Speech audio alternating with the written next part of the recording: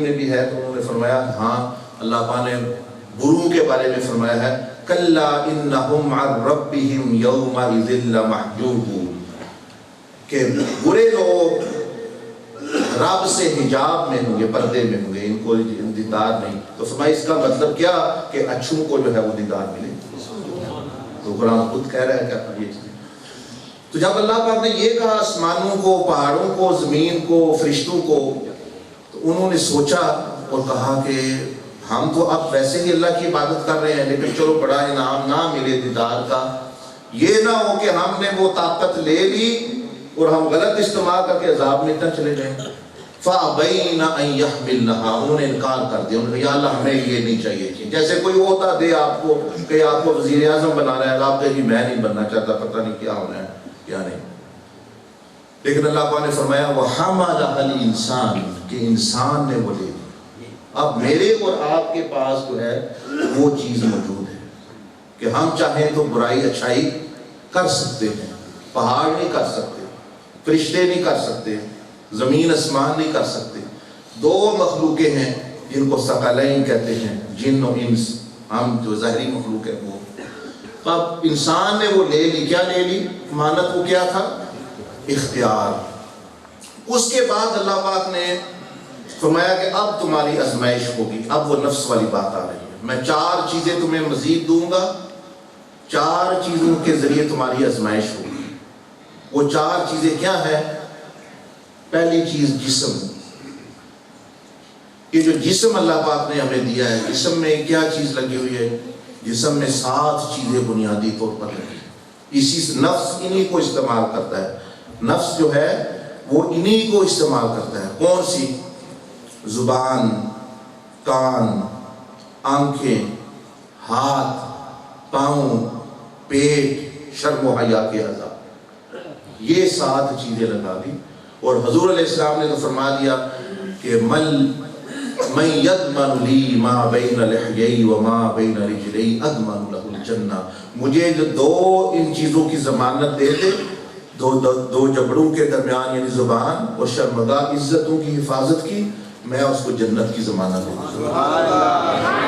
جنت کی بشارت آپ نے 10 صحابہ کو دی اور اہل بیت اطہار کو دی، لیکن جنت کی ضمانت پوری امت کو دے دی کہ تم 2 چیزوں کی ضمانت دے دو، میں تمہیں جنت کی ضمانت دے دوں۔ تو ہم چلو بشارت محمدی کے تحت نہیں، لیکن ضمانت محمدی میں داخل ہو سکتے ہیں۔ تو اب یہ کوئی اتنا مشکل کام نہیں ہے کہ بھئی زبان کو غلط استعمال سے بچانا اور اپنی اور دوسروں کی عزت کی حفاظت کرنا۔ نبی علیہ السلام نے فرمایا اگر تم چاہتے ہو کہ تمہاری عورتیں پاک دامن رہیں تو دوسروں کی عورتوں کو پاک دامن رکھو۔ آسان، لیکن ہر بندہ کہتا ہے کہ میں بڑی عزت دار ہوں، منو بڑا عزت ہے، بڑا غیرت ہے۔ تو آپ علیہ السلام فرمایا اگر غیرت ہے، عزت ہے کہ تم واقعی دل دادا ہو اور عزت چاہتے، آپ نے چاہتے ہو میری بیٹی، میری بہن، میری بیوی کو کوئی بری نظر، کوئی غلط نہ دے، تو فرمایا دوسروں کی عزتوں کی حفاظت کرو، تمہاری عزتوں کی اللہ حفاظت کرے گا ہوتا ہے۔ اور لیکن فرمایا جو دوسروں کی عزتوں کو تار کرے گا وہ مت سمجھے کہ پھر اس کا بھی وہی حشر ہوگا۔ پھر اللہ پاک جو ہے وہ یعنی اپنا اس کا نظام جو ہے وہ آتا ہے۔ تو بڑوں کی عزتیں ختم ہو گئی، خراب ہو گئی، کیونکہ وہ سمجھتے تھے ہم تو جی بڑے عہدے والے ہیں، ہم تو جی بڑے طاقتور ہیں، اس کی ماں بہن کو گالی دے دی، اس کو بری نظر سے دیکھ لیا، اس کو اٹھوا لیا، اس کو غبا کرا لیا، ایسے جرم کرتے ہیں لوگ، لیکن ان کا اپنا بھی پھر وہی اچھا ہو گیا، کیونکہ یہ نبی علیہ السلام کی زبان سے یہ لفظ نکلے ہوئے ہیں۔ مفہوم جو میں بیان کروں، فرمایا کہ دوسروں کی عورتوں کو پاک دامن رکھو، تمہاری عورتیں بھی پاک دامن رہیں۔ تو آسان طریقہ ہے اپنی عزت کی حفاظت کرنے کا۔ تو یہ جسم اللہ پاک نے پہلی امانت دے دی، اس میں کتنی چیزیں لگی ہوئی ہیں؟ 7 چیزیں دی، آسان بات ہے، کوئی اتنی مشکل۔ دوسری چیز جو دی وہ دماغ دے دی۔ دوسری چیز کیا دی؟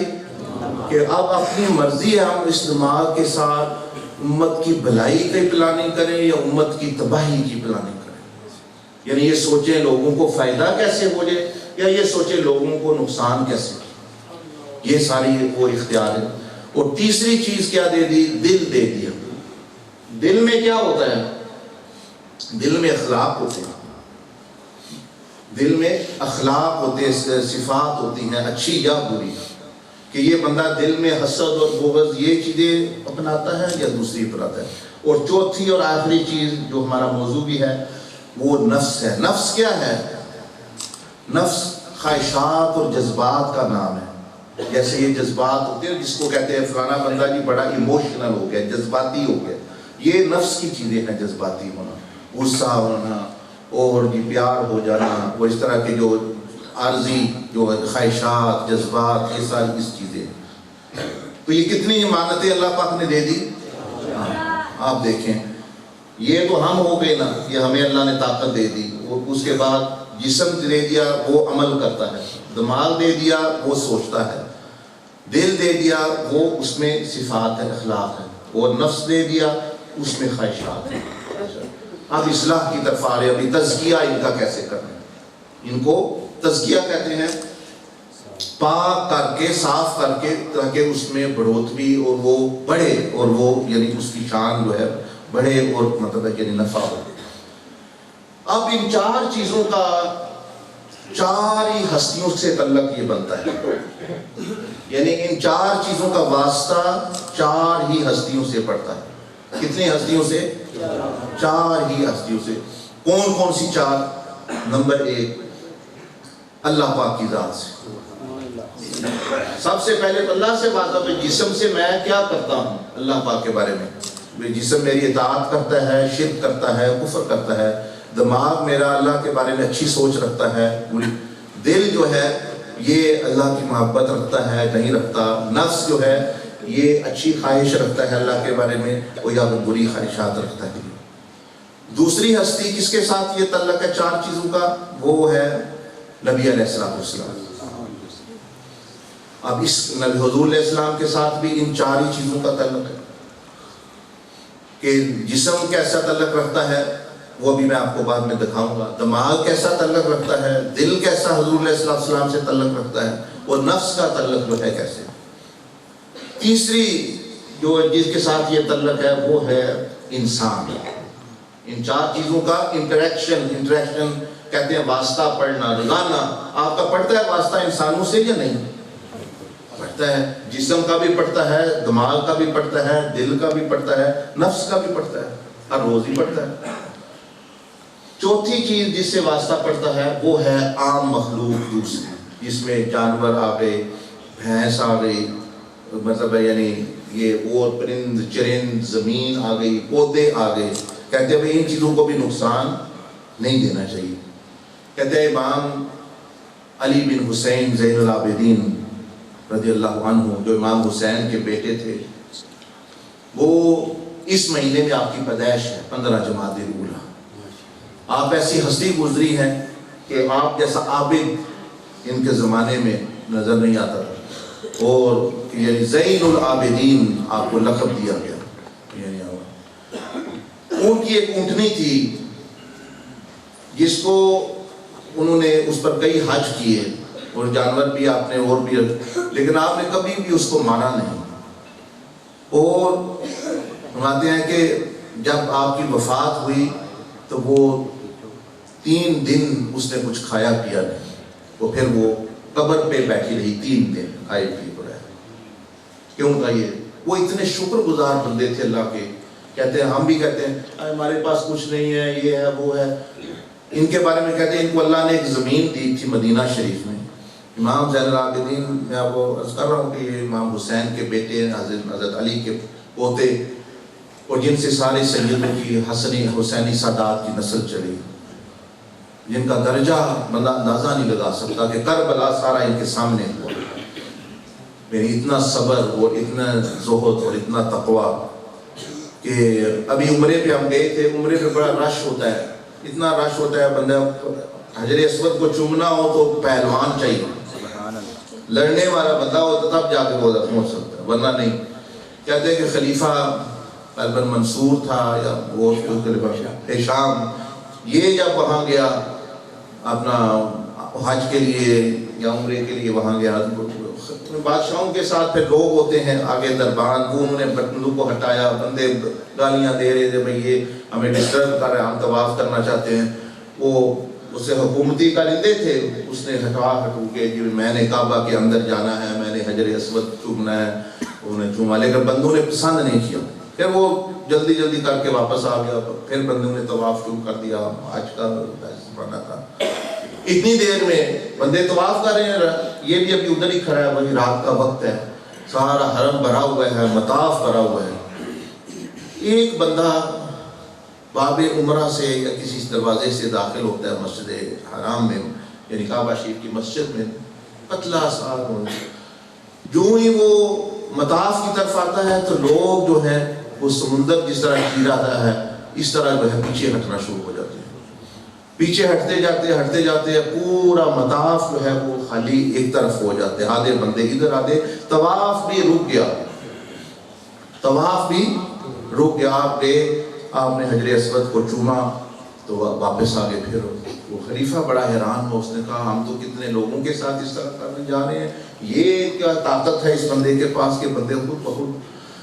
تو ایک شاعر تھا پاس، ان کو اس نے کہا کہ اپنے شعر کی زبان میں اس نے کہا کہ یہ وہ ہے کہ جس کو کعبہ بھی پہچانتا ہے، یہ وہ ہے جس کو حجر اسود جس کے چومنے کی تلاش میں اور چومنے کا شوق رکھتا ہے، یہ وہ ہے جس کو کعبے کا ایک ایک پتھر بھی جانتا ہے، لیکن کون؟ یہ حسین کا بیٹا تو یہ میں آپ کو عرض کر رہا تھا کہ بھئی یہ ہستیاں اس لیے مثال دے رہا ہوں کہ بھئی ان ہستیوں نے جو عامہ مخلوق تھی اس کے ساتھ بھی بڑا شفقت اور رحمت والا معاملہ جو ہے وہ رکھا۔ تو اب اتنی بات تو آپ کو سمجھ آ گئی، اب اگلی بات سمجھ لیں، پھر بات ختم ہونے تک جا رہی ہے کہ یہ تعلق جو ہے ان چار چیزوں سے، ان دو ہستیوں اور پھر انسان اور مخلوق کے ساتھ دو طرح کا ہو سکتا ہے۔ کتنی طرح کا؟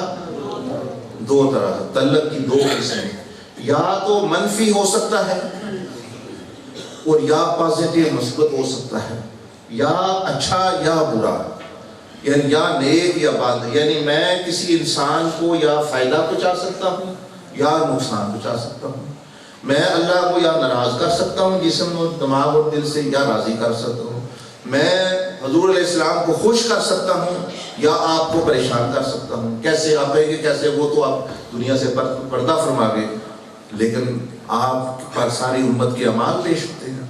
آپ نے فرمایا من آذا مسلمن فقد آذانی، میں چاہے دنیا سے پردہ بھی کر جاؤں، فرمایا کہ جس کسی نے کسی مسلمان کو اذیت دی اس نے مجھے اذیت دی، اس نے مجھے اذیت دی ہے، چاہے میں قبر میں ہوں حشر میں ہوں، مجھے وہ پہنچتی خبر۔ پھر فرمایا کہ جس نے کسی مسلمان کا دل خوش کیا، یہ آپ نے خود الفاظ استعمال فرمایا، میں اگر قبر میں بھی ہوں گا میرا دل خوش ہوگا، کتنا ہوگا۔ اب یہ نبی علیہ السلام جو آپ کہتے ہیں نا ہمیں حضور علیہ السلام بڑی محبت ہے، نعرے مار رہے ہیں، نعتیں پڑھ رہے ہیں، گھر جا کر گلی میں فقیروں کو دھتکارنا، گھر جا کے بیوی پر ڈنڈا اٹھا دینا، یہی نبی علیہ السلام کو تکلیف پہنچاتی ہے۔ وہ کس قسم کی محبت ہے؟ تو اب امت سے محبت کر کے حضور علیہ السلام کی محبت کا ثبوت، امت کی عزت کر کے آپ علیہ السلام کی جو ہے عزت اور مرتبہ کا ثبوت ہے۔ حضور علیہ السلام میں تعلق جوڑ گئے ہیں اس طرح اپنی امت کا۔ تو یہ اب محبت جو ہے یعنی اپنانے اور محبت دکھانے کا بڑا آسان طریقہ ہے کہ آپ امت سے محبت جو ہے نبی علیہ السلام، امت میں کون آتا ہے؟ پہلے آپ کے رشتہ دار آ گئے، ماں باپ آ گئے، بہن بھائی آ گئے، ان سے تو ہم نے لڑائیاں شروع کی ہوئی ہیں، کسی سے 2 مرلے کے لیے جنگ ہے، کسی کے سے ایک بھینس کے لیے جنگ ہے، کسی نے رشتہ نہیں دیا تو اس سے بھی جنگ ہے، کسی نے لے لیا اس سے بھی جنگ ہے، اور مطلب یعنی اور پھر آ کے نعتیں اور پھر عمرے۔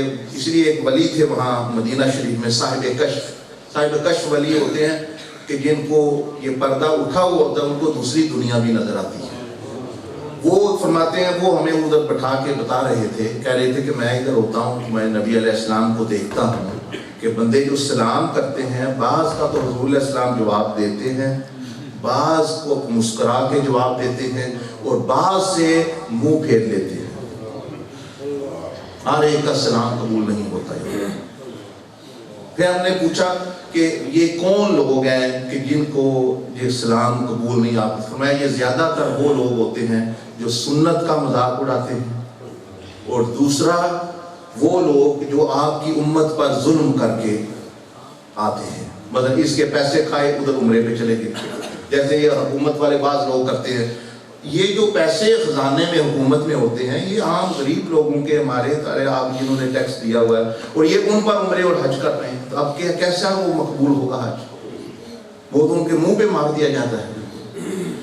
تو تعلق جو ہے یہ دو قسم کا، یا اچھا یا برا، مخلوق سے بھی، اللہ سے بھی، اللہ کے رسول صلی اللہ علیہ وسلم سے بھی. تو یہ جب بات آپ نے سمجھ لی تو اب مثلا سمجھ لیں کہ جسم کے اچھے تعلقات اللہ کے ساتھ کیسے ہو سکتے ہیں. مطلب جسم اطاعت کرے، جسم عبادت کرے، جسم نماز، حج، اطاعت، فرما برداری، تلاوت. برے تعلقات کیسے ہو سکتے ہیں؟ منفی. جسم جو ہے نافرمانی، نشہ کرنا، بد عملی، زنا، ناچ گانا، نشہ، شراب، یہ چیزیں جو ہیں یہ جسم کے گناہ ہیں اور یہ سے اللہ کی نافرمانی. اب پھر جسم کا تعلق اللہ سے اچھا نہیں رہے گا. اسی طرح جو ہے نبی علیہ السلام سے جسم کے اگر چاہتے ہیں محبت اور تعلق ہو، وہ یہ ہے آپ کی سنت پر چلنا، آپ کی امت کی خیر خواہی کرنا، آپ کی امت کو معاف کرنا. ایک بزرگ تھے، وہ فرماتے حضور علیہ السلام نے فرمایا کہ کیا ہی اچھا ہو کہ تم سے کوئی بندہ اگر کوئی غلطی ملتی تھوڑی کر دیتا ہے میرے امتیوں میں سے تو میرے لیے تو معاف کر دیا کرو. جب میرے لیے معاف کر دیا کرو. اور فرمایا کہ اگر کوئی بندہ تمہارے پاس آئے اور وہ تمہیں بدلہ نہ دے سکتا ہو، یعنی مثال کوئی بندہ غریب آ گیا، وہ کہتا ہے بھائی میرے ساتھ میری بچی کی شادی ہے، میری مدد کر دو. اب تو آپ کو پتہ ہے یہ پیسے کہاں سے دے گا، تو فرمایا حضور علیہ السلام نے کہ تم اس کی مدد کر دو. فرمایا اگر تمہیں پتہ ہو لگ جائے نا کہ یہ تمہیں پیسے واپس نہیں دے، مدد کر جو تمہیں ملیں گے. کیسے؟ فرمایا قیامت والے دن میں دوں گا، قیامت والے دن میں دوں گا اس امتی کے بدلے. تو تم یہ مت سمجھنا کہ بھائی اس کا کوئی نہیں، تم میں دوں گا. تم جو ہے اپنا نیکی کر سکتے ہو اگر صلاحیت ہے، تو یہ نہ سوچنا اگر دنیا میں ہی اللہ اول تو دے گا، تمہیں نہ دیا تو قیامت والے دن جو ہے مطلب میں. یہ حضور علیہ السلام فرماتے ہیں ان کے ساتھ تو جسم اس طرح کا تعلق، اخلاق نبوی اور محبت وغیرہ یہ چیزیں.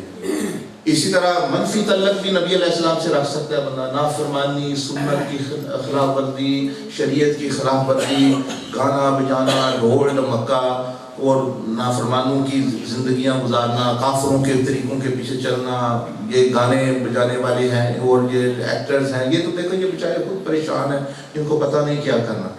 اب آپ علیہ السلام ہر چیز کے بارے میں بتا گئے، کس طرح زندگی گزارنی ہے، کس طرح لباس پہننا ہے، کس طرح سیاست کرنی ہے، کیا کرنا ہے کیا نہیں. وہ اسی طرح پھر جو ہے دونوں طرح کے تعلق ہو. اسی طرح انسانوں کے ساتھ بھی آپ چاہیں تو ان کی مدد کریں، اس طرح بھی معاف کرنا، شکر کرنا اور ہمدردی کرنا، خیر خواہی. چاہے تو جو ہے ان کو ان کے ناک میں دم کریں، ان کو قتل و غارت، دوسروں کو تکلیف، دکھ، یہ سارے جو. تو اسی طرح جو عام مخلوق ہے اس کے ساتھ بھی چاہے تو آپ ان کی حفاظت کریں، جانوروں پر بھی رحم کریں، خیال کریں. حضرت ابو درداء رضی اللہ تعالیٰ عنہ نبی علیہ السلام کے عظیم صحابی ہیں، وہ جب پردہ فرمانے لگے تو انہوں نے اونٹ رکھے ہوئے تھے بہت، جیسے ہمارے لوگ یہاں بھینس رکھتے ہیں اور گائیں رکھتے ہیں، بھینس وغیرہ. تو انہوں نے فرمایا میرے سارے اونٹوں کو لے کے آؤ. صحابی رسول ہیں، یہ کہہ رہے اونٹوں کو، مرتے وقت بھی یہ اونٹ یاد آ رہے ہیں ان کو. وہ سارے اونٹوں کو لے گئے سامنے، آپ بستر پہ لیٹے ہیں، آپ نے فرمایا مجھے بٹھا دو. جب بیٹھے ایسے ہاتھ باندھ کے اونٹوں کو کہنے لگے دیکھو میں جتنی تمہاری خدمت کر سکتا تھا کی، میں نے کوشش کی ہے تمہارا حق ضائع نہ ہو، تم پر زیادتی نہ ہو، لیکن اگر پھر بھی مجھ سے کچھ ہوئی ہے تمہارے حقوق میں کمی کوتاہی تو مجھے معاف کر دینا، کیوں میں اب اللہ کے دربار میں جا رہا ہوں، یہ نہ ہو کہ تمہاری وجہ سے میری پکڑ آ گئی. یہ ہمارے بندے کو گئے ماں باپ سے، چچا سے، فلانے سے معافی مانگ لو، اس پر وہ ان کو ایسے جیسے موت پڑ گئی، نہیں نہیں میرا مشکل ہے، میں کیوں معافی مانگوں.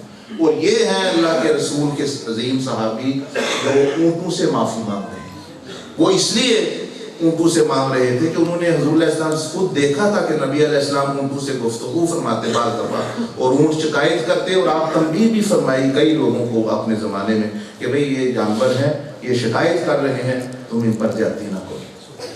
اب بات اور بھی لمبی ہے آگے، لیکن میں ابھی وقت کافی ہو گیا، اب آخری 10 منٹ کر کے میں کافی کو چھوڑ دیتا ہوں اور آپ کو صرف طریقہ بتا کے اصلاح کا ختم کر دیتے ہیں. پھر موقع ملا کبھی تو پھر آپ کو کچھ اور سنائیں گے. اب اس کا حل بھی تو دینا ہے نا. اب کیا کرنا ہے آپ کو؟ یہ نہیں کہ بھائی پرابلم آپ کو پریشان کر کے چلے جائیں. کوئی کیا کر رہا ہے؟ آپ نے کیا کرنا ہے؟ اب میری تقریر ختم ہو گئی، اب صرف حل دینا ہے. آپ سوچیں گے بھائی ہم کیا کریں پھر؟